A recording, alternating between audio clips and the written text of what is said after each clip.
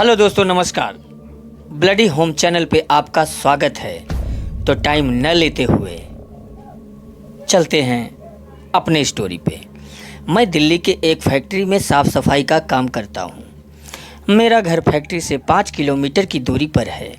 मेरे पास एक साइकिल है जिससे मैं अपने घर से फैक्ट्री और फैक्ट्री से घर आता जाता रहता हूँ। एक दिन जब फैक्ट्री से घर जा रहा था तो रास्ते में मुझे एक लड़की दिखाई दी और वह मुझे घूर घूर कर देख रही थी। मैं उसे टालते हुए अपने घर की ओर निकल पड़ा। दूसरे दिन फिर वही लड़की मुझे उसी जगह पर दिखाई दी और वह मुझे फिर से घूरने लगी। फिर मैं उसकी तरफ पलट के नहीं देखा। मैं उसके पास रुका भी नहीं क्योंकि मुझे उस लड़की से डर लग रहा था। वह लड़की कई दिनों से मुझे देख रही थी। एक दिन वह लड़की वहाँ पर नहीं दिखाई दी तो मैं सोच में पड़ गया, ऐसा क्या हुआ जो वह लड़की आज नहीं आई। फिर मैं अपने घर की तरफ निकल पड़ा। एक हफ्ते बाद मेरे घर पर एक चिट्ठी आई और मुझे पता चल गया कि यह चिट्ठी उसकी ही है।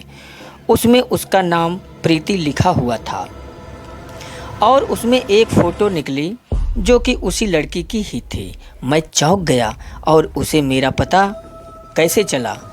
उस चिट्ठी में लिखा हुआ था कि कल जब फैक्ट्री से निकलो तो जहां मैं खड़ी रहती हूं वहां मेरा इंतज़ार करना।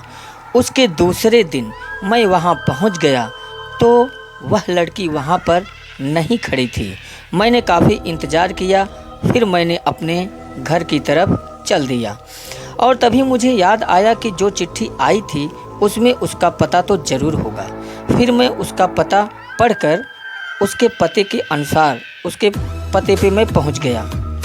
दरवाज़ा खोलते ही एक आदमी आया और बोला कि क्या काम है। तो मैंने बोला कि मुझे प्रीति से मिलना है।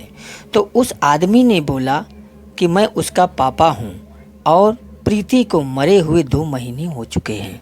मेरे हाथ पाँव कांपने लगे। मैं सोच में पड़ गया कि लड़की जो मुझे रास्ते में मिलती थी और जिसने मुझे चिट्ठी भेजी थी वह कौन होगी। मुझे लगा कि उसकी आत्मा होगी। तभी प्रीति के पापा ने मुझे प्रीति का फ़ोटो दिखाया। उसकी तस्वीर पर माला पड़ा हुआ था। तभी मैं भागकर अपने घर पहुंचा। फिर मैं उस चिट्ठी को जला दिया। उस दिन के बाद कभी भी अनजान लोगों से मिलना बंद कर दिया। दोस्तों, ये स्टोरी आपको कैसी लगी कमेंट बॉक्स में ज़रूर बताना। धन्यवाद।